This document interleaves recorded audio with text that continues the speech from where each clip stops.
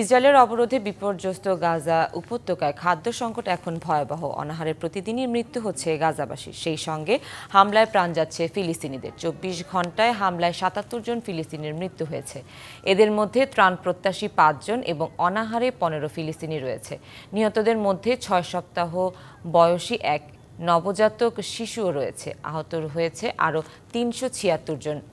জাতিসংঘের শিশু সংস্থা ইউনিসেফ জানিয়েছে, গাজার শিশুদের মধ্যে পুষ্টিহীনতার মাত্রা বিপর্যয়কর পর্যায়ে পৌঁছেছে। ইউনিসেফের মতে দীর্ঘদিনের খাদ্য ঘাটতি, ওষুধ ও বিশুদ্ধ পানির অভাবে হাজার হাজার শিশু এখন মৃত্যুর মুখে।